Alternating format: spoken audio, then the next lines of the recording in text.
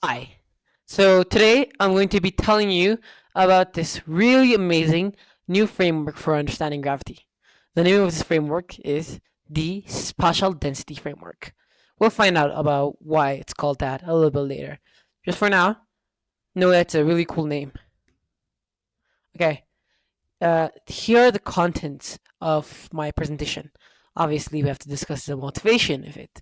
Then I will talk about the core hypothesis, followed by the maths, the connection to curvature, our governing equations, and we'll do a simple example followed with a comparison and predictions and extensions.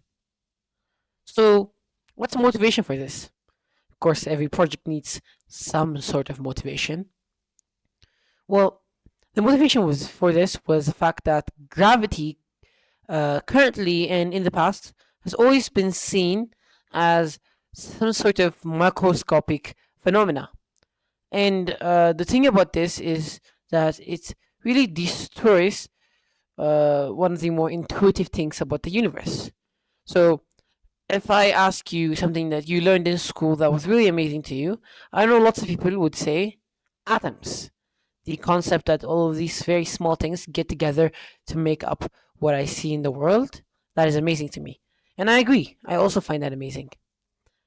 And over the years, we've been able to show that more and more phenomena are caused by these small particles. So, electromagnetism, magnetic objects, that is one effect. Um, protons, protons, the one of the subatomic particles, they're not really fundamental particles, are they? They're made up of these smaller particles known as quarks, and these quarks are held together using these other particles called gluons. And so, traditionally, we've always thought about gravity as some sort of gluton-like force. So, like, there must be some sort of particle that is causing gravity, and that particle is the graviton. Unfortunately, that is incorrect. The reason we say it is incorrect is because we already have a very great system for looking at gravity at a macroscopic level. Einstein's special and general theories of relativity give us insights into the motion of things, and the general theory of relativity, with its field equations, provides an amazing framework for gravity. And it is curvature based. And when we tried to fit the graviton into our Einstein based, curvature based gravity system, we failed miserably. It wasn't even funny. And this failure has caused us to move to theories that are rather ludicrous, such as ones that require an extra 8 dimensions or 7, like string theory. All these nonsensical ideas. Possibly nonsensical. They are some really brilliant ideas inside of there. And today, I'm going to show you my idea on the movement of space. So, what is our core hypothesis? Space is a density field. What kind of density field, you might be asking? It is a discrete density field. By discrete, I mean it is limited in the number of particles that exist within the universe. So the idea is that there are all these small particles that create space that are next to each other, sort of. And they create a density field. And this density field is what we know as space. I like to call it the S field. And it is expressed using P to the S. And there's a very simple equation that can describe basically anything you can do with our density field. It is that the density field is the initial density field with a factor multiplied by the density of mass. Now we know that mass is heavily correlated to gravity, as has been the case with all of our observations. So the mathematical foundation. Now, all of you know that in physics, mathematics, anything where you have to do something serious and it has to be objective and it has to be provable, you need a strong mathematical foundation. And this mathematical foundation is so important that I've gone and put it number 3 on our presentation. So the mathematical foundation for for the S field and S theory in general is gradients. So the idea is to use gradients to describe space. These gradients, these gradients are the gradients of the special particles. So the assumption here is this. Given we have enough special particles, they create a continuous field. And this continuous field must have some sort of density, as in like some sort of concentration, which creates so-called hills and valleys. And so in certain places the density will be higher, and in other places the density will be lower. By consequence, the pull will be higher and the pull will be lower. And this is something really amazing because it gives us the ability to match, if not surpass, Einstein's field equations. So you might be asking, okay, this is very cool. You have very amazing gradients. Thank you, Samuel. But you said it's connected to curvature, the curvature of space time specifically. You're not trying to bait us here. And no, I'm not.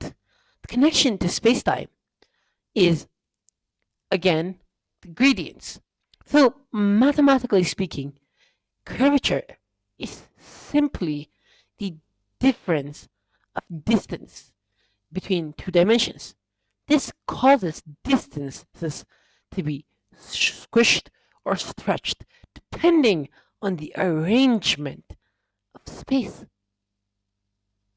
And in our theory, as I said earlier, the arrangement of space is dependent on mass, a factor, and the special particles. And here, we can quantitatively measure space using our scalar, which is a very simple quantity. It's just how much your space changes divided by what your space actually is. So, physically speaking, it just shows how sharply density bends space. This is basically the same as Einstein's space-time curvature in general relativity. So what is our governing equation? What will lead us to our solutions and give us hope for a better theory? The governing equation, as I wrote before, is something I like to call the grading form. Of course, the maths is quite tedious, so I haven't written it all here. But the gradient form is one of the most important parts of S theory. It's simply the mass density multiplied by the special factor. And this is really amazing because the special factor is saying, look, what is the specific relationship between the space that we exist on and the mass that exists on it? Let's look at the motion of a planet. Obviously, any theory is incomplete if we can't utilize it. The point of a theory is to utilize it. So given we have some sort of mass m that modifies a density field at a distance r, we can precisely calculate the gradients and shape our theory to prove that we are correct or that we have properly quantized gravity. And S theory, though it would be very hard to show here, has been able to do this. So let's compare. What have our peers done? So let's look at their homework and see if we're keeping up. So Newton, initially, he called gravity spooky action at a distance. He said, force in which gravity acts upon is inversely related to the distance squared. And he said, I do not know if there's a medium for space. This is genuinely black magic for me. All I know is that my equations work. Einstein said, okay, that's fun, that's cool. But maybe space and time are the medium. But Einstein also called uh, quantum science or quantum theory spooky science. So he wasn't too much better than Newton. No offense to Einstein fanboys.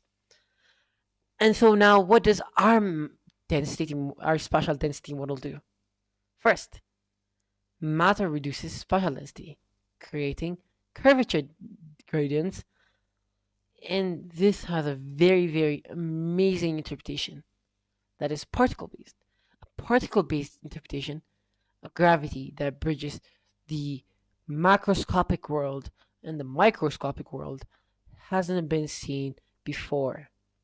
And I believe I'll be the one to introduce it to the world, or maybe a stepping stone to the person who will truly perfect the theory. So, our predictions and our extensions. So, first things first, it deviates with Newtonian law at large scales, which makes sense because Newtonian laws aren't perfect, as uh, Einstein's field equations are also not perfect. Also, something amazing that comes about from this series is dark matter and energy can be explained in a more convenient manner, given that we are able to properly situate the variables that our equations use. There is a possibility that we can rewrite the percentage of dark matter and energy to make it more realistic, seeing how we haven't really observed any. Another amazing thing about our theory is that it is testable against gravitational rotation.